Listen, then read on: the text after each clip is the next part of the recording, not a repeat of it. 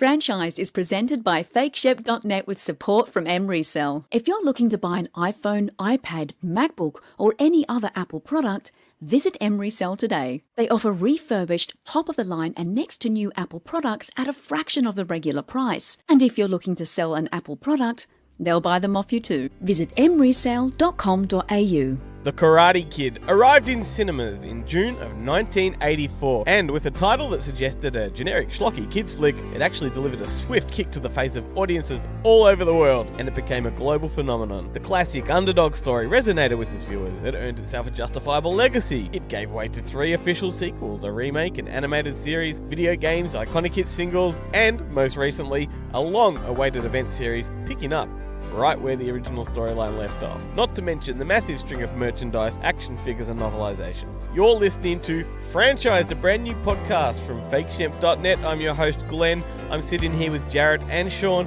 On this episode, we show no mercy as we pick apart the series and prove once and for all that we do it all for the glory of love.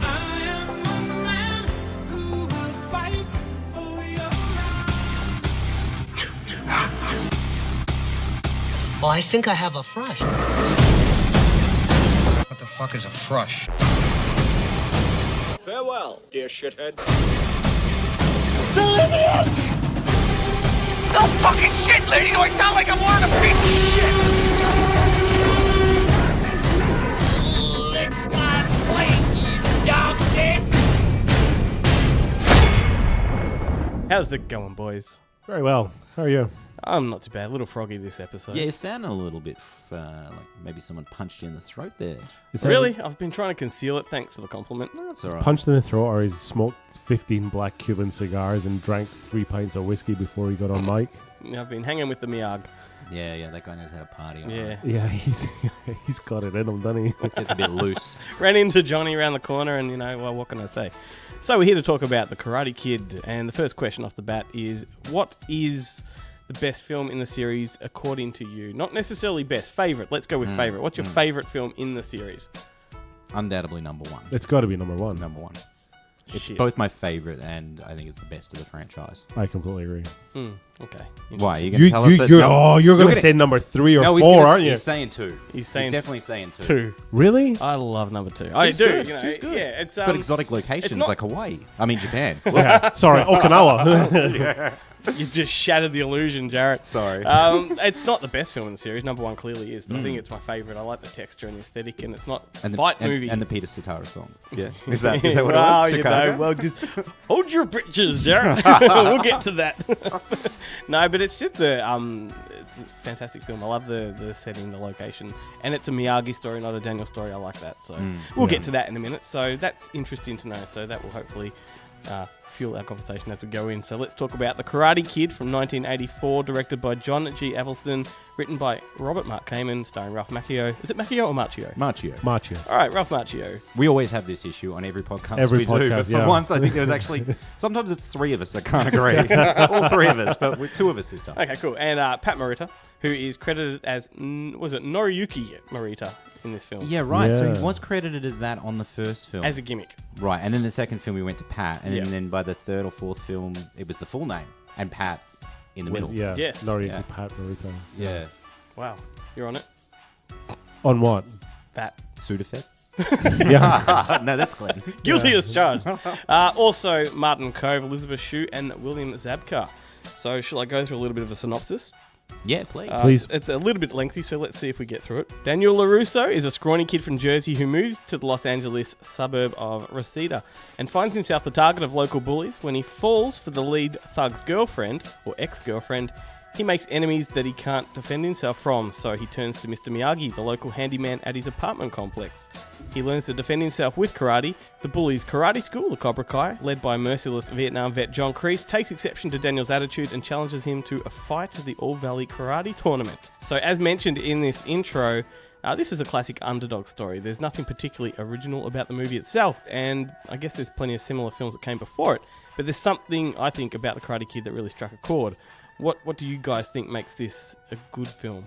Exactly. I think it's probably exactly that. It's the underdog story. Because it's told from the point of view of a youth, it's way more You can identify with it better because let's face it. Outside of the director, John G. Avildsen, the Karate Kid is just Rocky, right? Who directed? Yeah, exactly. He's basically just remade his own film, right? But unlike Rocky, the Karate Kid has got universal appeal. So it's got a bigger demographic. It's got a much wider demographic. Much bigger cache of viewers. I suppose so. I think there's a lot more heart to this. I mean, Rocky's got a lot of heart, but there's something deeper, I think, about the Karate Kid. It's also an adventure film in some regards. You reckon? Yeah, I reckon so. Yeah, I mean, like it's a classic. It's a hero template for sure. He stepped out of Hobbiton, which is Jersey, and he's moved into the Dark Realm, which is California, and he's met the Wizard, and he's got the allies, and he's got the Dark Forces, and he learns all his tactics, and comes out the other end a better person with a key piece of knowledge that betters his life and vanquishes the evil at the end. I mean, it is a hero's template, like period. But it's who's Smeagol? Who's Smeagol? That's probably that guy. At the end the end of the tournament when Kreese is just watching him, that guy's like, "Kill him, Johnny! Rip his head off!" That weird guy is just always like amped to like number 12. Have you watched his face in the background? Oh Is my that god, the dude that he's intense. he kicks over on the soccer field? Yes, I think it Is is. that dude? Yeah, because he fights him earlier in the piece. Yeah, he's taken Kill him, Johnny! I love it. Send him home Love in a it. body bag. That guy. So, just a little tidbit before we get into some of the trivia about it. The film made $90 million from a budget of $8 million. He's pretty substantial. Incredible. That's very incredible. Yeah. What else have I got for you? The name The Karate Kid was actually a DC comic book character that Columbia Pictures had to gain permission to use for the title. So, I wonder if they're planning on doing a Karate Kid DC movie. And if they that'd could. be one way to.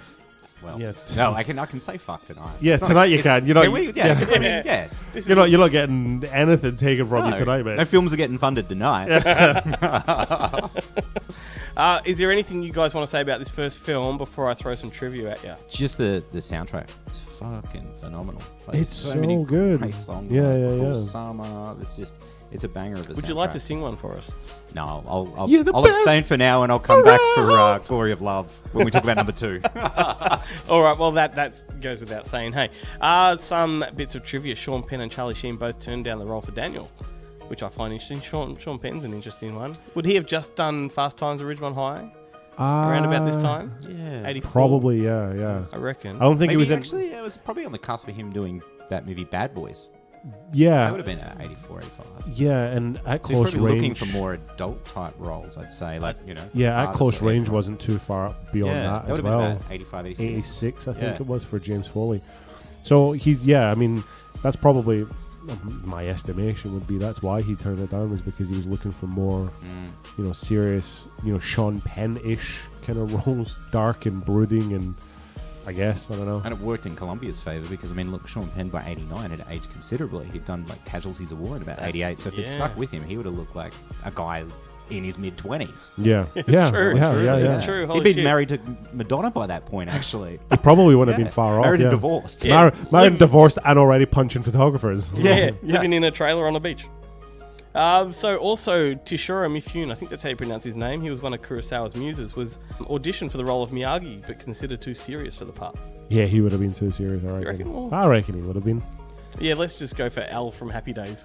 Yeah, The guy that doesn't even have an accent. I think you're gonna say Alf from Summer Bay. Oh, well, interesting that you talked about You're the Best before, which you were going to do a rendition for us, right? No, I'm saving that for Glory of Love. Okay. Yeah. Well, that was originally composed and written for Rocky 3 and rejected. Really? Ah, Rejected. wow. And really? yeah, It's and such that an trivia, iconic song now. that trivia will come around when we talk about Rocky 3, actually, or Rocky 2 maybe. Another interesting thing, I've got two more things. The crane kick at the end of the film is purely fictional and would be considered illegal in today's standards in karate. You can't kick in the face. Well, no, you can't. So therefore, Daniel lost the Illegal round. move. Yeah. Yeah, right. Which brings me to the fan theory. Have you heard about that? Yes. This is, correct me if I'm wrong, this is the theory that popped up a couple of years ago, wasn't it? And somebody created some genius, God love the internet, some genius on the internet created some fan theory on how Johnny's the hero. Daniel was the antagonist Yep. and Johnny was the hero, right? So if you've never heard of that, go to YouTube and Google Karate Kid. Daniel is the real bully. Now, this is the theory that actually provided the basis for the Cobra Kai TV series that we'll talk about later. You're right. That's why the dynamic has changed a little bit because of this fan theory. Now, this fan theory, too, Yeah. I just want to go back because I was mentioning this to a friend of mine the Yep. other day, Darv, who's a massive Karate Kid enthusiast, massive enthusiast. And he said, you know where that theory stems from? I said, no. And he goes, it's from How I Met Your Mother. And he goes, it's from Barney's, Bucks Party episode. And so I went onto YouTube and watched, bits of that. And sure enough, that's where it stemmed from. Like 2 Really? years prior to the YouTube video, it was all in this one episode of How I Met Your Mother. And No I'm like, joke.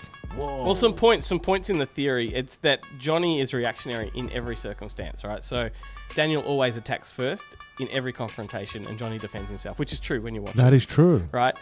Johnny talks about finishing school and making amends for his past mistakes. There is a scene where he says that in his car. Yes. Right? Yeah, He yeah. goes, I just want to leave school. I want to make up for everything I've done. Yeah, so he's looking to move forward. That's actually the beach scene with the The beach motorbikes. scene, one of the Yes. Yeah. motorbikes, because he said he had to be up early the following morning. Yes, Yeah. and Johnny tries to de-escalate the confrontations by leaving the scene. In every instance, he tries to leave, and Daniel doesn't let him because Daniel comes back for that extra shove. Yeah. Right? And then there's the point that Daniel trips over at the soccer practice and takes his anger out on an innocent bystander because he doesn't know who tripped him until he starts punching. Yeah. right. Punches the guy right in the he's just face, an square in angry the kid. face. Exactly right. Daniel takes up karate purely to get revenge on Johnny. And that's not why he should take up karate. That's not why Johnny got in it. Yeah, John. Well, yeah, I mean. And then Daniel, unprovoked, attacks Johnny at the Halloween scene, which is apparently months after the initial conflict. Like months have Oh, passed. okay, yeah, okay. So yeah, that's weird on the timeline. Nothing's really happened between them, and he just decides to antagonize What him. he's at the- doing, he's minding his own business in a cubicle, rolling a doobie. joint, yeah. Yeah. And With a wicked costume on. How good's Yeah. those costumes? Those Right. costumes are amazing. Yeah. I was obsessed with them as a kid. Yeah. Always wanted to dress And up. part of the film that really kicks off the actual story is the Cobra Kai students are instructed by their sensei not to lay a hand on Daniel until the tournament. the prima donna, Right? I think he's referred to Yes, as. but Daniel persists to torment them at every opportunity. He Remember? does. Yeah, he does as well. You're Yeah. right. So, Yeah. and I've always, without that fan theory in mind, growing up watching this, I've always thought Daniel's a dick. Wow. Oh, really? Always. He does have full that of kind attitude. of. He's got that New Jersey attitude, doesn't Yeah. he? Yeah. Yeah. You know, he's a pain in the ass, and I think they've played on that fact in the Cobra Kai series, which we'll get to in a minute. So, should we move on to number 2? Yeah, let's do it. Well, before we Oh, do, right? I mean, like Karate Kid Part 1, it is a pretty remarkable film, right? I grew up watching it, as I'm sure you guys did as well. Absolutely. And I haven't watched it in a number of years. I'm talking like 15 years or so, right? And I had to rewatch them all for this podcast, and I was surprised at how much it affected me, right? Like by the end of the first Karate Kid, like I'm sitting in the lounge room by myself. My girlfriend's I'm sitting in the lounge room by myself, just fucking like clapping and crying by like tears running down my face. Like it really affected me, right? I really enjoyed it. But then the more I sat and thought about it, the more I realized the weak spots of the film. And it has some considerable weak spots. Such as, And I think, given how much you enjoy Part 2, right? I think this is the one thing that Part 2 has over the rest of the series, is the bad guys in all the Karate Kid films are just bad guys. There's nothing to them. Right? They're just doing it to be bad, right? Well, Johnny's not Johnny, not so much. Maybe John Kreese. You know, he's Yeah, pretty Kreese, evil. yeah, but I mean, he's Johnny, like- Johnny's got, you know, he's his ex-girlfriend, you know, and he's It's his ex-girlfriend. You know, it's his He's heartbroken, ex-girlfriend. though. He wants back with it. he is clearly. heartbroken, Yeah. and as we just alluded to, he's trying to make amends for his mistakes. He's Yeah. actually remorseful. He's the bad guy at the end that gives Daniel the trophy. Yeah, like, totally. I don't Yeah. think at all that he's a typical bad guy. I don't know. When I was watching, I was thinking the second thing is Elizabeth Shue, and as much as I love Elizabeth Shue, and I really do, I think Elizabeth Shue has got talent to burn. I just don't think, other than maybe leaving Las Vegas, I don't think she's actually capitalized on it as much as she perhaps could have, or hasn't been given the opportunities. Except for Piranha. Except for Yes. yeah, right. Yeah. But she doesn't have much to do. Like she's just the Valley Girl. Like she's just kind of there She's to not look important. pretty. Like, she's not important to his story so much as, like, we're presenting a teenage story, so you've got to have the girlfriend kind of thing. Yeah, but that doesn't. I don't necessarily know that means that the girlfriend can't have anything in and of herself. Like But she's she just provides there. the conflict. She provides the conflict between them. Yeah, but she has nothing to do herself. Well, is it what doesn't I matter mean. because it's not her film. Well, I don't know. No. If Elizabeth Shue wasn't there, then I dare say Daniel probably wouldn't have any friends. He wouldn't have He any would just be friends. friends with Mr. Miyagi, which is kind of strange. Just Yeah. the maintenance man And in he, your apartment block.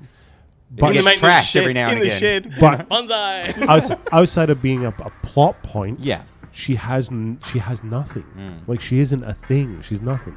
I can't think of any particular standout scenes with her or anything. That's what I she mean. sort of brings to it apart from being a plot device. She was like what 20 at the time. It was a second actual film, but first major film. First major film. Yeah. Yeah, and obviously led to big things. Steady as a fucking rock. Right. Great But, performance. I mean, yeah, that's the next thing. Mr. Miyagi, you get nominated for an Oscar for this. Unreal. I know. That is so. It's and great he's- when you look back at the 80s and Yeah. see certain performances and And he's songs that were nominated for Oscars, He and you go, so deserves every it. time. He's Yeah. so good in it. He's The thing, he does so little but says so much in it. Like the fight scenes, Daniel looks over to him and he just stands there just giving a nod. But there's so much in that nod. Yeah, I agree. Like there's pride. The scene where he you gets know. trashed is, is pretty good. yeah. Yeah, totally. shows- But have you seen? Because about 15 years later, John G. Avildsen and Pat Morita got back together, and they were in that Jean-Claude Van Damme film, Inferno? Inferno. In America, it's called Desert Heat, and I mean, it's a terrible film. Right? It's an awful film. But watching Pat Morita not be Mr. Miyagi is a really bizarre experience. Yeah. Well, Have you ever he was a bad guy in Bloodsport too. Yeah, he was as well, wasn't he? Yeah. Yeah. He was a bit kind of this sort of flamboyant, the village, this little desert village. They were the only gay in the village kind of thing, in Desert Heat. It's a really bizarre experience. Anyway, that's beside the point. But yeah, anyway, that was always my problem with Karate Kid is I just feel like there's just a couple of things that it's very good. Like it's 4 out of 5, but there's just a couple of things that if I just wish they'd go back and like tighten it up or give us a director's cut and make it a great film. That's not going to happen. That's definitely not going to happen though. But they've learned. We will discuss like Cobra Kai later on, but I think they've learned. Yeah, they those they things reference over this time. kind of stuff. Yeah. Yeah, for sure. So let's move on to number 2. Made in 1986, director John G. Avildsen came back and picking up directly after the closing moments of the first film. That's what I like about this series. The first 3 anyway. It's a continuation completely. And the way they cross that over is really I cool. love when films do that. Yeah, and the fact that number 2, they reshot that stuff. Like it was written for the first film but not shot, and they've reshot it. And it Yeah, fits perfectly. it's seamless. Yeah. It's awesome. It's like Halloween 2 or Phantasm 2. Yeah. We have those just Contrary- linking moments. yeah. It's so good. Contrary to popular Yeah. belief, it was actually filmed for part 2. Yeah. It Yeah. wasn't Wasn't they left did- over. Yeah, they didn't Yeah. take it from the cutting room So floor. clearly, Ralph Macchio and Pat Morita reprised their roles for the sequel, and this one really smashed the box office records because it earned a whopping $115.1 million from a budget of $13 million.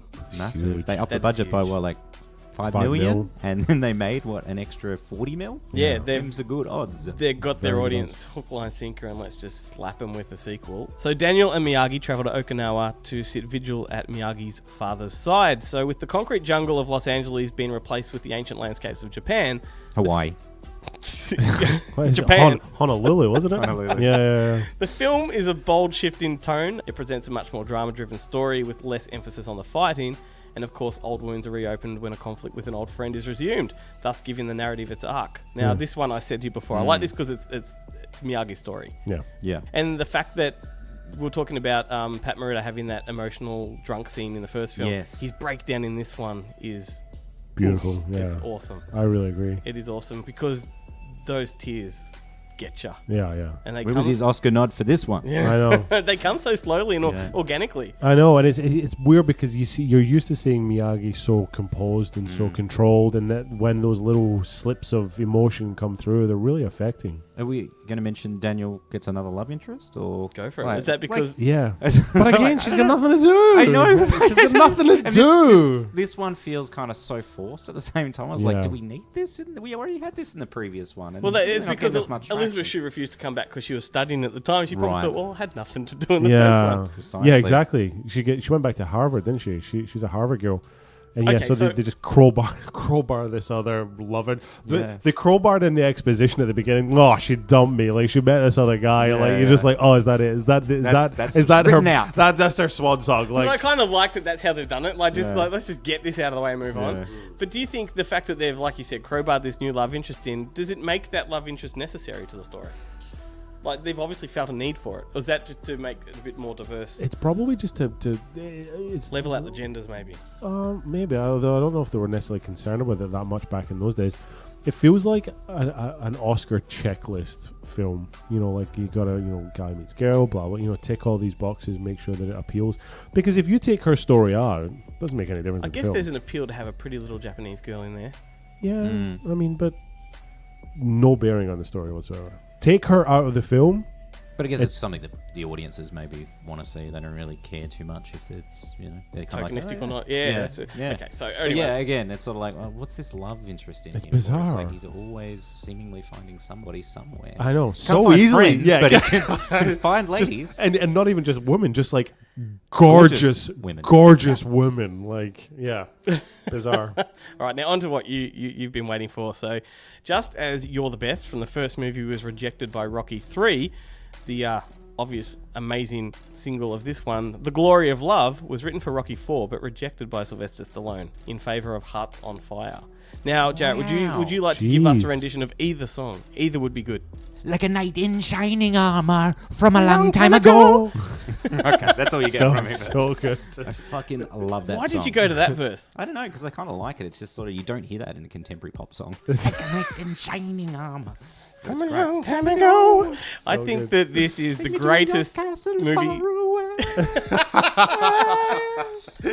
I am a man. Yeah, There's I an think- amazing pop punk cover of this song by Newfound Glory from their, Newfound Glory, really? Yeah, from their EP From Screen to Stereo that came out like I think the late 90s. No joke. And it's so good because there's this gang sing along bit. It's like this breakdown and then it's just like this gang sing along. Nice. I am a man, and it's great. I don't give a shit what anyone says. I think this is the greatest movie single of all time. It's it's wow. up there. It's up there. I reckon it's in my top 5. Might even be number Really? 2. Do you know, I don't I know went- what number 1 is, but I'm giving this number 2. It's a I went, fucking classic. I went Surely on it's to got to be in something in Dirty Dancing, surely. Yeah, Dirty Dancing. That'll be definitely in my top 5. Oh, I think maybe sitting at very. about number 3 or 4 would be Time of My Life. You know what number 1? Actually, I think I know what number 1 is. What is number one? I think it's Whitney Houston for The Bodyguard. Oh, high five. There you go. Yeah, I fucking love that song. I love that movie. Kevin Costner for president, I say. Totally. Yeah, man. Yeah. Right now. Do it now, Kevin. Like, Now's the time. Okay, so yeah, greatest single of all time. And I went back and watched it on YouTube, the music video for this one.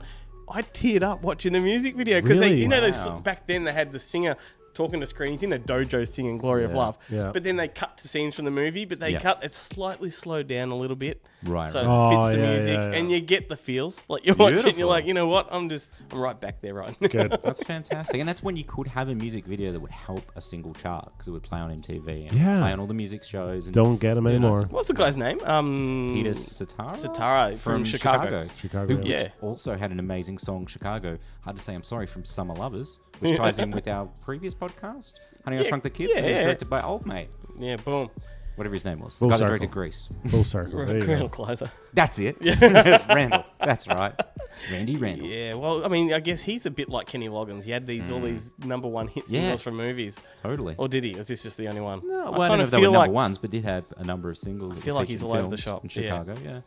Yeah. Cool. Well, you've already covered the fact that it was already shot in Hawaii because I was going to bring that up next. The reason they did that is because the landscape of Okinawa was drastically changed because of industrialization and American air bases. Right. Well, I'm sure it was more of a money decision, though. Of course. Always Of is. course it is, yeah. We can shoot it just across here, or we can travel to the other side of the planet, take everybody with us, Exactly. and we'll do it there, and then fly them all back again. Would you know the difference had you not known that information? No. Is it done effectively? Yeah, it's done I, well. I would assume so. I mean, I've never been to Hawaii, and I've never been to As long as Okinawa. you've got It dojos. always makes a It's fantastic actually, yeah. backdrop. Like, I mean, they use it for so many different terrains for different Didn't series. didn't John Woo use it for Wind Yeah, for Talkers Wind as well Talkers, for yeah. Japan? Yeah. So So I were went the- to the locations from Wind Talkers. Does that Not because I'm a mean- huge fan of the film, but because that's also where they shot Jumanji and Lost, and Mike and Dave need wedding dates, There you go. among others. Good. Bloody hell. Does that mean that the ancient ruins, were constructed just for the film?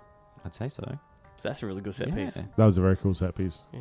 But that Makes me whole wonder. that whole finale of part 2, that's you can tell that's where that extra couple of bucks went. That's a You know, great like finale. the rainstorm, Oh, yeah. climbing up, and then the Saving them, temple fight. I'm going to give you guys a little bit of info here. You know how I wrote a kickboxer sequel with Yes. Albert Pune? Yes.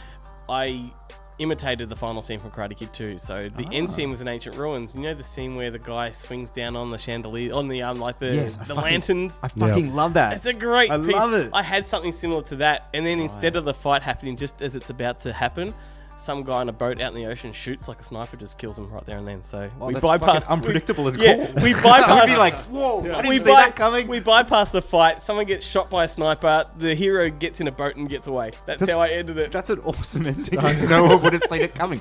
Yes, I felt a little bit cheated, but at the same time, I was real surprised. The only way you can get around it is if the character that gets shot by the sniper, just you set him up to have like this massive head. The first time he shows up, it's just like, dear God, look at the size of that guy's head. You know, like, he's a fucking sniper's dream. And then at the end, it pays off.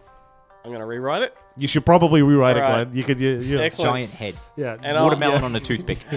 I'll send it to you. sniper's dream. It'll never get made. So the movie also spawned the video game The Karate Kid Part 2, The Video Game, which was released on Atari. And it consisted of 5 fight scenes inspired by the movie and a few micro games. So the micro games were stuff like catching flies with chopsticks. Dear God. Yeah, that sounds terrible. Just, I don't know. That was the worst part of all the films, is just watching Miyagi try and but- catch flies. Did they catch flies in Part 2 or was it only Part 1? Part 1, I think. Oh, yeah. no, I think... No, he's No, trying he- to catch he- flies he's- when the breakup is announced. Yeah. Yes. Yes, he is. Yeah. Miyagi really hates Daniel for that, doesn't he? I would assume so. Well, the look on his face every time Yeah. Daniel yeah, snags one. Yeah. Dangerous. All right, so we exhausted number 2. I think so. All right, so let's move on to The Karate Kid Part 3. Released in 1989, director John G. Avildsen returned. This one only grossed $39 million at the box office, and they never really disclosed what the actual budget was. Just a disgusting flop, wasn't it? It is, and it's what Avildsen would later recall as a horrible film, a poor imitation of the first. Yeah, right. You know, I recall seeing this one at the cinemas, Same. and I loved it, and I think it's just because I was in love with the series. Yeah. I just wanted more, and I hadn't seen the first 2 at the cinema, Right. only on video. So I really loved it as a kid. Obviously, growing up, you can recognize that it's a poor imitation. I did not enjoy this film seeing it in the cinemas. I think we saw it the exact same day we saw Batman. Yeah, and, right. I was That's a hyped hell for of a Batman, double. but we got free tickets for Karate Kid 3 when we were in the cinema foyer. That's probably why I giving only away made tickets and like That's probably why I only made $39. Like, yeah, that's giving it, away giving away the tickets. tickets. And we so yeah, we saw it and I was really underwhelmed. I don't know if I was just past Karate Kid by 89 and I was hyped for Batman. So like I How was old like, would you have been when's then? this fucking thing gonna end? Nine. Nine? Yeah, it's interesting. I did see Batman at the Yeah. cinemas Because too. I think I was 6. I think I was 6. I was 6, but I think I saw it in the movies. Right. But I yeah. can't remember. Well, movies used to stick around in cinemas for about 16 7 months. Yeah, yeah. Yeah, that's true. But there was like an appeal to this one. Like I think it maintained the general aesthetic of the series fairly well. This was actually a story they had conceived for number 2. They wanted to do John Kreese's revenge in the second film. Decided to take the Miyagi angle instead. So that's what they came up with this one. Yeah, totally.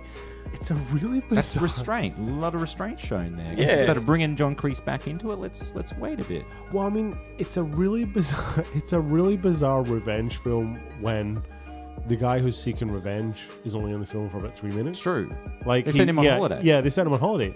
So they can have a new, better looking villain. I know. Yeah. Thomas Ian Griffith. Yeah. And wasn't Thomas Ian Griffith only like 2 months older than Daniel at the time? Like, I'm pretty sure Yeah, that that's they're a the very same young age. looking Ralph Macchio. Yeah, and Ralph Macchio had put on a couple of kegs. Sure had. He looked a little podgy. He looked a bit Val Kilmer. And then Thomas Ian Griffith, I think, as time would progress, I sort of ended up with a little bit of a man crush on Thomas Ian Griffith. He started writing movies, and he showed up in John Carpenter's Vampires. He's a bit like a and- Michael Wincott kind of actor. Like, he is. you know? He's in the same league. And I always thought, if you given the right stuff, he does all right in that kind of realm. But he was just awful in this film. Like, that's that. Shall I run through a synopsis a little bit? You should probably 'Cause run through a We've synopsis. done that We're with the jumping first in. 2. So the story centers around John Kreese's return and revenge with the help of a powerful and crooked businessman, which is Thomas Ian Griffith. Daniel is frustrated with Miyagi's refusal to allow him to re-enter the All Valley tournament again and takes it upon himself to enroll. He begins training in secret with Terry Silver, the crooked businessman, unaware that he is Kreese's former army buddy, and that there is a plan to destroy Daniel, blah, blah, blah. Throw to a peculiar platonic love interest in this film that also really has no bearing on the story Yeah, it's another whatsoever. love interest. It blows my mind. And then there you go. You've got a sequel that stands up, moderately entertaining at best. It recaptures the aesthetic, but ultimately it's a pointless entry to the And series. it kind of tackles capitalism again, like with the last one where you had the the business owner that's profiting from all these poor villages and that. And now we've got old mate with his toxic waste business. And that. How This is a pretty bizarre plot line, though, isn't it? Too. There's nothing in this film that makes sense. It's pretty right? bizarre. It's really bizarre. Like, this guy is what? Even just taking a guess, Thomas Ian Griffith, even if you're taking a guess, he might be mid-30s, so he's already been a soldier of fortune, and then come out and then built up this massive conglomerate toxic waste company, and he's rolling around it. Like, do you know any soldier that's come out of it? He may have been a sniper. He might have been a sniper. Yeah, he's probably the same guy that showed up in Glenn's film. Yeah. But then, good money to be made in sniping business. I think the most intriguing parts. There's two parts to Karate Kid 3 that I think, if they'd have followed through on them, could have probably given us a really interesting sequel. Right. The first one is Kreese himself. Kreese shows up a broken man with nowhere to go at rock bottom. Right now. Interestingly, that's pretty much where we end up with Cobra Kai down the road, right? But this was this looked like it was the genesis of something like Cobra Kai. How does this guy who used to have all the glory, who's hit rock bottom, how do you get this guy back up? Oh, well, it's easy. You got his mate that can't act, and then who's got an inexplicable fortune, and we get him to exact your revenge, not actually you. They actually just do spend their time rubbing their hands in glee, right? That's the first thing. That's a terrible, terrible plot, right? That's the worst thing in the film. The second thing is Daniel's moral contradiction. That sequence where he sits and he goes, when he lies to Miyagi and Miyagi leaves and he says, "What am I doing?" Like he puts his hands in, he goes, what am I, like, I'm losing sense of myself here. That's interesting, right? That's the best part of this film. Everything else is disposable. Everything else is bullshit. It is absolutely terrible.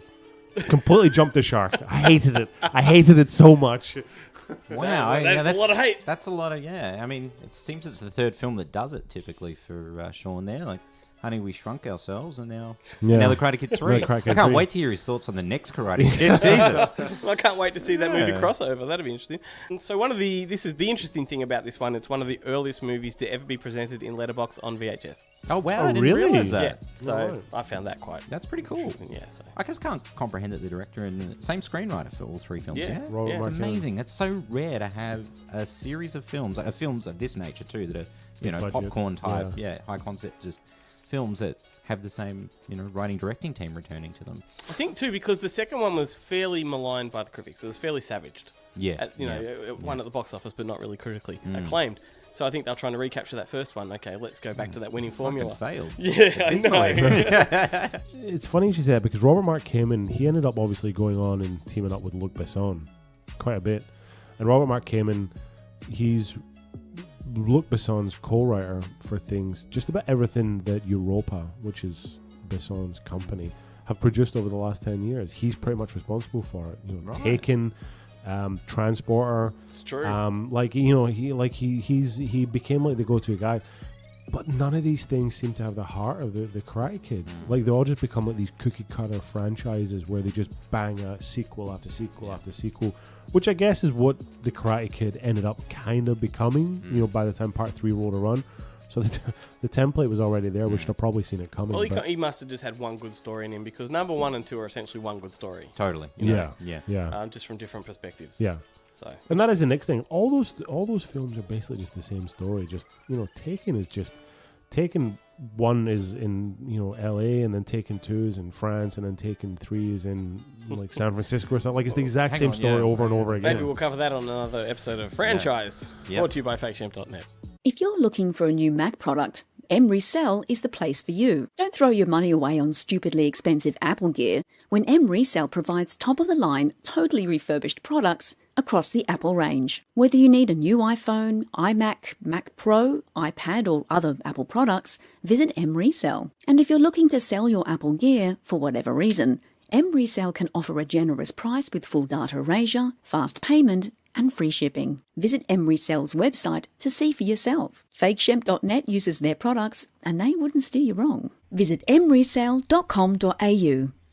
Tune in to the next episode of Rewind and Digress, where we track back to 2009 to talk about Sean Byrne's modern horror masterpiece, The Loved Ones. There's a feminine quality about it that kind of makes her a little bit She's endearing. sexy as She's, well. yeah, she's endearing. Yeah, I mean, it's- a chick with a drill, like it's hot. Yeah, there's something bizarre about it. And don't forget to listen back to our previous episodes that include Pet Sematary, Squirm, and Basketball. The next Karate Kid. What? The next Karate Kid. Karate Kid. Next. Do you know I used to be in the Scottish National Choir? Menstrual choir. Yeah, the menstrual choir. That's exactly right. Is that the ones that do the tongue movements? just 25 of us all bleeding out. No, Scottish National Choir. Wow, that's cool, man. Yeah, I had the, no, it's not. I You should hated be it. singing the fucking songs I on was the going to say, podcast. let's rewind. Oh, Yeah. Well, actually, Four's got plenty of good songs. hated it. I hated the choir. Oh, I thought you were talking about the next Karate Kid, and I'm like, I was like Kevin Bacon. I just wanted to sing, and they made us do all these breathing techniques. And I hated it. Hated it. I did acting, and they did a lot of the stuff, Yeah. project from the Yeah, diaphragm. yeah. And I'm like, diaphragm? Isn't that something you put inside the lady so she's not getting pregnant? What are you talking about? That's why they're the menstrual group. Oh God, see that full circle. Bring it around. Bang. Bring it around. All right, speaking of hate, let's talk about the next Karate Kid. Released in 1994, this one was directed by Christopher Kane, father to Dean. And he's the guy behind Young Guns and Wheels of Terror, Pure Country 1 and 2, Gone Fishing, and most importantly, The Principal. Gone Fishing with Joe Pesci and Donald Yeah. and Danny Glover. Danny Glover. I like that gets a mention. It's the first time anyone's spoken about that film since it 20 was years. released. Yeah. Well, maybe that's a Rewind and Digress episode. It's ever that I can't get my hands on a copy of this film. That and Captain Ron. Maybe we'll go, boom. Oh, he didn't direct Captain Ron, though, did he? No, but Tim Burton produced that. I love Captain Ron. Yeah, Captain Ron's hilarious. See what I'm doing here? He's writing. Yeah, I'm just putting Gone Fishing. put a little note in the back of my hand so that I can. Good luck finding that one digitally. Pretty You'll be searching for a tape of that, but I imagine you could come across it pretty cheap. easy. So that's about the most mention that Christopher Kane has probably had in a long time as well. The movie had Pat Morita reprising his role as Miyagi, and he's about the only connection to the original film. Hilary Swank is the next Karate Kid, and along for the ride are Michael Ironside and Walter Goggins. Yeah. Really bizarre when I saw that. Who'd have not thought Boom. 20 years after the fact he'd be Tarantino's best pal? Okay, so speaking of box office, this one was 15.8 million box office takings on a budget of 12 million. Wow. Understandable. Script in there, yeah. And before we really savage this one, the film shifts its entire aesthetic and overall texture entirely, with Miyagi being the only recognizable aspect of the film. It contradicts the series' philosophies and teachings and all that kind of stuff. Miyagi travels to Boston for a commendation ceremony for members of his military squadron. That's the only interesting thing about this, is it actually goes into some of his military background. Totally. Yeah. It's like the he's- best part of the film. Yeah, he's The opening introduced. titles. He's introduced to the goddaughter Yeah, of a credits. former war buddy who has anger issues following the death of her parents. Miyagi looks after her and soon finds himself being mentor to a new student. And also walks in on her as she's changing. Daniel's Mr. out. Miyagi, no, Shut didn't the mean fuck to up. say- No. I'm getting fed up with you. Daniel's out of the picture. He's only mentioned in passing, and Julie, Hilary Swank, steps up to the plate. The conflict of the story has Julie the victim of bullying and sexual harassment from a fraternity that uses physical tactics to enact its policies. I don't we say physical, I mean like this Rapey. borderline rape squad chasing her around school. And of course, that is at the hands of Michael Ironside's, I don't know. Military Yeah, commando. Yeah, look, what have you got to say about this one? The best part about it's Angel. The eagle? Yeah, the eagle. eagle. The eagle that has a damage- gauze bandage Yeah. around its feathers. Yeah. Like, Yeah. Surely there's a metaphor in there. oh really? It's like that was the same as the heavy-handed bonsai tree metaphor in Now, part 3. we've talked about this series having strong music. Why do they not take the opportunity to take those broken wings Oh my Yeah. god! and learn to The fly soundtrack again? to this one was appalling. It spoke 90s, mid-90s. Didn't it? It was just so many forgettable pop songs. Like, wow, I haven't heard that on the radio for, wow, I don't even listen to the 25 radio years, yeah. anymore. But if I did, it wouldn't be this. What is radio? It's not very good. No, it's I mean, not. that- With the I mean, that's- exception of that's the Cranberries' under- Dreams. Cranberries Dreams are very good. Which is one of the worst sequences in the film, with having the monks dance to it. Yeah, It's just it's just All right, so much speaking- comedy in this movie. Speaking of monks, there's the contradiction, because in the first film, Miyagi says that karate is not taught in Buddhist temples, as Daniel Right. alludes Yeah. to. You know, karate is more pure. He takes Julie to a Buddhist temple in this one to learn karate. Even Miyagi, Pat Morita looks like he's just telephoning in it. Doesn't he? He I don't know. really there's a looks lot like of, he doesn't I think care. he's trying his hand at more humour. Maybe following Collision Course with Jay Leno, but there's so much comedy in this movie, and Do you it's remember like that movie? Yeah. doesn't work. Oh my the front poster was a staple in my my video store back Yeah. in the day. It doesn't. You're right. It doesn't. The comedy doesn't work. It's appalling, and the script is. The script could have a second draft would have been nice. Totally. Yeah. Michael Ironside, same thing. Michael Ironside suffers that same But thing. he where does he's just what he does. It's like he's so good. He rocks up, and nobody rocks up and does the same thing. But you the know? thing with He's this, so that good. there's no depth or dimension to his character at all. He's just evil. He's And just you a bad never really guy. find out his motives. Yeah. He's just evil. No problem Nothing. throwing it to kids. Just Yeah. Yeah. whipping these kids down. Yeah. Getting kids to firebomb cars, getting kids to form rape squads and chase like beautiful young girls. who are Firebomb the like, car. That was Yeah. insane. I didn't see that coming at all. Why But is he pretty much wants them to kill. Yeah, Right at the end, it's Yeah. pretty much like, take him out. yeah. It's Okay, so mental. this was your first time, Jarrett, watching it. I've avoided Was this really- I've was it? avoided this film for 24 years. Yeah, when it came out, I went, this is a travesty. I mean, 3 wasn't great, but this is bullshit. I'm really it's got no surprised Ralph Macchio for Okay, one. so, and I wanna Hilary know- Swank, I had no idea who she was, because she was no one at that point in time. Hillary S. Wank. let's not forget, it was only 4 or 5 years before she won an Oscar after this film. Well, that for ties Boys in. Don't Cry. She attributes this film to being the reason she performed so well in $1 Million Baby. 'cause no. Well, That- Boys this- Don't Oh, no, is Don't it Boys Cry. Don't Cry makes I sense forgot, as well, yes. because Because that she- was she Boys gets- Don't Cry was yeah. 1999. You're right. You're because right. she's raped in that movie. So Oh, she probably that is draw on the experience of being pursued by rapists in the next Karate. Boys This Don't movie Cry is is a gnarly responsible it's for her entire hard career. to watch. And she now runs an animal welfare fundraising Right. website, which the Eagle probably led. Well, there you go, Oh, Angel. Yeah. yeah. So it all ties back to the next Karate Kid. Yeah, it's a very, very important film. Of course. I just, it blows my mind that So she ever I got wanna another know, acting gig after Was it. this what you expected it to be? Worse, better? Much worse, to be Yeah. honest. Yeah. Oh, Look, really? I thought it would just be a retread of the Karate Kid, just with a female lead, but it wasn't at all. It's like it barely qualifies as having karate. It shouldn't have karate in the title, because it's almost like the only principles of karate that she's taught are to help her dance at the prom. Yeah. The only time she really gets the karate going is in the finale, and that's to save her boyfriend anyway, who's. What does he look like? He's in his mid-20s, and he's a high school student. How Everybody this does. work? You know the lead the lead bad guy Goon, whatever his name is, that Italian greaseball guy. Yeah. Like, fucking, how big is that guy? Yeah. Like, that dude is jacked on roids. If I've ever seen, he's 16. He's got arms like Arnold Schwarzenegger. Unbelievable. No, we don't really need. I that kept much shaking more. my head, going, "Are they high school students? What are these people? Like, I don't Yeah. understand." Have they just been I kept? was so confused. I felt like I missed critical plot points. Have they been kept back 3, 4, 5 years? Is that it? They just keep repeating. I think the only interesting thing to add to this one is the fact that John G. Avildsen was attached to direct this one, and Was he really? he dropped out in favour for 8 Seconds, starring Luke Perry. I still haven't Yeah. seen that. That's the rodeo It's movie. not a bad film. It's Yeah, not right. horrid. Yeah. No. Yeah, I would watch it. It's was- certainly I would better watch it on than Netflix. It was a smart decision. It was a smart decision. Yeah. Well, I think it did all right at the box office. 8 Seconds. Seemingly, a lot of people have seen it. You guys have seen it. I've never Yeah, I seen mean- it, but I remember it was. I saw it at the cinemas. Yeah. Did you really? Yeah, I did. I caught up with it afterwards because of the Laurie Petty thing, and because I fell in love with Point Break, Oh yeah, and Point then Break, sort of yeah. worked backwards from there. Yeah. Right. Yeah, no, she just plays like just such a horrible, unlikable character for half to 3/4 of the film. Yeah, It's 7/8 of the impossible- film. impossible to identify or feel sorry for her at all. Like, I felt the threat of her potentially being raped, which was horrible, but I didn't like her as a person. She was just angry at everything. But you know what? Yeah. That's a And a juxtaposition caricature to too. Daniel in the first one, because he was angry at the world too. But he was a likable, angry kid. But He didn't have yeah. any friends, but he had a lot of love interests. Well, except for I didn't think. Remember, I said I didn't think it was likable. Yeah, you didn't like him. Yeah. But I just think that they just went OTT with this one. It's a terrible, Ridiculous. terrible film, Yeah. and that's all that needs to be said.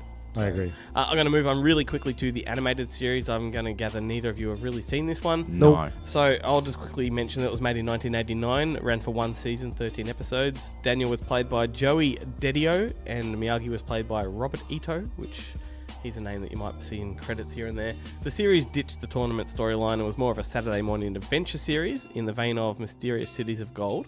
Here's an interesting thing. The ancient... I don't know what that is either. Oh, you don't know that? No. That's one of the You might most have classic missed you by a animated couple series years, of all yeah. time. Really? And they about 20 years later, they did a second series which took place in China, which I have on Blu-ray. You're welcome to borrow it. It's amazing. Really? And they're doing a third one, so... Wow, there you go. No idea. It's It was a phenomenal. staple of like ABC back in the day? Yeah. In the afternoons? Yeah. Yeah, You come right. home from school and that would be on. It's a treasure hunt Right. taking place in South America. Okay. Yeah, anyway. Okay, keep going. So anyway, here's an interesting thing. The storyline had an ancient relic that was stolen from a shrine in Okinawa, and it was up to Daniel and Miyagi to find it and return it to its rightful home. Now, doesn't that sound a lot like Ong Bak? It sounds a little bit like Ong Bak. Yeah, and I've seen the series, and I remember thinking, when I saw Wow. Ong Bak, that this is very familiar, and I guess that's what it might have been. Maybe. But the setup had Miyagi as the detective at home who discovers leads, and then Daniel goes out into the field, globetrotting around the world to try and track down this thing. Right. Around the world, no less. Yes, he's a globetrotter in this He's a animated globetrotter. series. And how old is 16-year-old. he? Yeah, 16. Yeah, something Still like that. right, yeah. you know? But if Penny can get around with Inspector Gadget, not knowing that she's traveling the world as well, then I guess. Yeah, but he's at least she's got Inspector, go Gadget arms. Like Yeah, she's he's got got Inspector stuff. Gadget. He can do things. No, He's she gonna. was always there before him. She was there solving the crime when he was bumbling. Oh really? Yeah, that was the whole point of the show. I don't remember Does the Daniel show. have a cool dog in this? Or? No, I don't Does think so. Daniel have a helicopter hat? No, I don't even think he has a girlfriend in this one. He probably doesn't even have a fucking driver's license. Like, So anyway, that's that. And the most disappointing part of this podcast is the discussion about the Karate Kid 2010. You guys haven't seen it, no. I've seen it. I just didn't watch it for this. I didn't rewatch it. and you didn't love it. No, you can't. The Karate Kid that he does kung fu. Really? Yeah, well, I'm going to get to that too. But Bullshit. I wanted to have a real good discussion about this. I'll probably and I- wait, like, what did you say, 2010? So I've got Yeah. like about another 14 years. It seems give about yourself- 24 years is Yeah. about the right Yeah. point to Bloody to hell, watch 20, guys. these films. 2038, something like that. You get there. Yeah. Let me go through my key points here, and we can have a little bit of a conversation. Ah, it's garbage. Shut up. All right. So, obviously, it should have been called the Kung Fu Kid. The interesting thing is that on the set, they called it the Kung Fu Kid. Everyone creatively wanted to call it the Kung Fu Kid, and it was only the studio that insisted on Karate Kid. So, What a bunch of D-bags. the film put the American underdog into a Chinese environment as opposed to a Japanese one, with a storyline that loosely reflected the original while standing on its own entirely. Like, I think this is a standalone film. It doesn't really reflect that original one at all. No, it doesn't. I mean, outside of the most obtuse, plot hooks, I guess, it's pretty much by itself. Yeah, I just think it's a well-made film. Apparently, like Roger Ebert, famed film critic, likened this one to the original and gave it an equal score to the original. Right. Really? So that's an interesting point of view. I think the fact that it's entirely shot on location, you got the Great Wall of China, you got Yeah. all this Chinese stuff, Jackie Chan in it as well. They didn't reprise the characters, so there's no Daniel, there's no Miyagi. It's now Dre and Mr. Han. Of course, it's Dre. Right, because I was going to say otherwise, where was the internet outcry that they'd replaced a Japanese character with a Chinese character? Yeah, no, there was none. Oh, so you're treading on. Just bringing it up. it was directed by Howard Zwart, who did Mortal Instruments, One Night at McCool's. I know you love that one, Jared. I like One Night at McCool's. I think One Night at McCool's is really We've underrated. talked about that once Yeah. before. He also did Pink Panther 2 and Agent Cody Banks. Both terrible. I think this is his best film. I'm going to put it out there. You know what's really weird, actually? Hmm. I was just looking at the soundtrack for something recently. A film must have been about the same year, 2010, and it featured a song on the soundtrack from Agent Cody Banks. I'm like, why are they featuring... Because I looked at the track listing where the song came from, and the song had appeared on nothing but except for the Agent Cody Banks soundtrack. And I was like, why? Anyway. Yeah, anyway. Side note. I don't know what soundtrack I was looking at. This is weird. Why did these things happen? Shit. Look, I just don't think this is a cheap retread. I think it's a legitimately dramatic film. It's got a much broader production value, maintains a similar appeal. I think my big problem with it, right, was Jaden Smith. He's got this kind of unearned cockiness right? Are you talking in general or in the film? A little bit of both, Right. right? I find that Jaden Smith, his entire career, particularly the Karate Kid, smacks of nepotism. Well, it is. Yeah. Yeah. Like his all-powerful dad's producing it, and he's got this leading role of this big and it's just, and as a result, it really soured the film. And the film in and of itself is fine. Like, it's fine. It's there's better, there's worse, but there's that real kind of arrogance that just seeps through the celluloid for me. Is I just can't, anything with Jaden Smith in it, particularly this and After Earth are the two that really get to me, because it's just. I'll give you that. I reckon you'll like this one, Jarrett. Oh, I'll probably get there. Another 14 years, not long to go. Yeah. Well, I mean, it's not horrible. No. Like, it really isn't. No. Like, it looks really I've pretty. got it. It's on the Blu-ray. It's in the 5-pack of films. And the training, of course it is. The Yeah, yeah. training Stuck it in techniques that Han puts Trey through are not a rehash of the Miyagi No, stuff. they're not. They're similar in their, what they do. The but methodologies, yeah. yes, but they're really. I think they're clever. Like, Is there hard any to- ladder gags with Jackie Chan? No? yeah, no, hard to describe. For example, the one that probably stands out the most is he makes Trey put a jacket on and then take it off, then put it on, then take it off, and the movement of okay. that is like a fight move. Does he get him to whip his hair back and forth like his sister might? Had to go there. Sorry. You did. I've got nothing else to add other than there has been a sequel on and off for the last 8 years. Obviously, it's been very difficult for them to get up off the ground. Breck Eisner has been slated to direct. He's the guy that made The Crazies, Sahara, and Last Witch Hunter. I haven't seen Last Witch Hunter, but I like the other two. With Chan and Smith returning, but Smith now is in his 20s? I was going to say, he'd be Yeah, much yeah. older. So Unless he- he looks like Ralph Macchio, the kind of kid that doesn't age, Yeah. seemingly. Or shows up again a little fatter. Well, yeah, for one installment. Yeah. He's fit now. Didn't that Ralph Macchio, side note, in the 80s do a film about like a kid that was aging super fast? Do you remember that? Might have been like a made-for-TV movie, and it was I like don't. had an aging disease. It sounds like it'd be like it's perfectly your type That's of film. Benjamin Button, you retard. No, not the reverse. This was like shit. this was aging like at a rapid speed. Yeah, I don't recall it. I remember. I still haven't seen that. I really want to watch that. Jack Hang is on, the you- I only. know. Jack? I haven't seen that or Flubber, two Robin Williams films. Jack. Arguably, Jack's going to be the better of the two films. I saw no. I saw. I really saw. wanna I see saw. Jack. I saw Flubber on a school excursion at the Yeah. end of the year, and Jack to this day is the only film I've ever walked out on in the cinema. You really didn't like it. I love it. hated I've it. heard people love it. I Danny, love it. Danny always talks of it quite highly. I do too. And someone good directed it. Francis Francis Ford Ford Coppola. Coppola. That's Yeah, right. and you yeah. got Bill Only- Cosby as a child psychologist. Oh. Only film to this day. Only film I've ever walked out of was Jack. Wow. Hated it. No, I I've liked walked it. out a few films now. Hey, it's a bad film, but Yeah. I like it. Right. Yeah, Yeah. yeah. That's fair enough. Anyway, should we move on to the moment we've all been waiting for? Yes. Cobra Kai. I really like Cobra Kai. Oh, that's really like downbeat from the way I introduced it. I thought you were going to an ad. So did I. We're still on, guys. I really like Cobra Kai. I fucking loved it. I loved it too. My This God. was phenomenal for me. I Like, say get rid of everything after part one. You forget can. 2, You 3, can. 4. Forget the remake. Forget and just 1 to Cobra Kai. now, do you see what I mean about this sort of falling back on that fan theory a little bit? Because Yeah. honestly, Daniel's an asshole in this. Like, I think he's a bit of a douche. I think Well, that's they're that's the both beauty of the series, though. You do see sides, Yeah. So you can sometimes you see the way he's with his family and with not so much his cousin, who's an asshole. He's a bit of a dick. But you can see shades to his character. You can see him being a dick and going out of his way to be a dick. But sometimes you can see The family man at heart, in he's still a good guy, Totally. But, Well, yeah. let's give a little bit of rundown. If you haven't heard of this one, get onto it. If you're a Karate Kid fan, you have to see it. 35 years after the events of the first film, Cobra Kai is the unexpected series that was produced by YouTube Red. Does require a subscription, but it's fairly cheap. You can do the free week's trial, binge it, then do away with it. It's well worth it. And it serves as a direct sequel while also carving a niche with a whole new audience. And it's very tongue-in-cheek as well as being true. That's what I Totally. like about this one, is that it is very facetious. It falls back on a lot of jokes that people might have made about the original films, a lot of the tropes and whatnot. But I tell you what, it just is a great sequel. incredible. It is unbelievable. And the thing I like too is the humor about it with Johnny's character too. The jokes that he makes completely un-PC. He's like a guy that has never left the 80s. Like that's like the 90s didn't happen. Yeah. He's trapped in that period. Music, car, everything. When he looks at that kid and he says like, I see a kid with a bad hat. Funny hat. And his tits hanging Fat out. kid with a funny hat and tits popping out. And my favourite being, I think he's, on the spectrum. He goes, I don't know what that is, but tell him to get off it. It's just like amazing.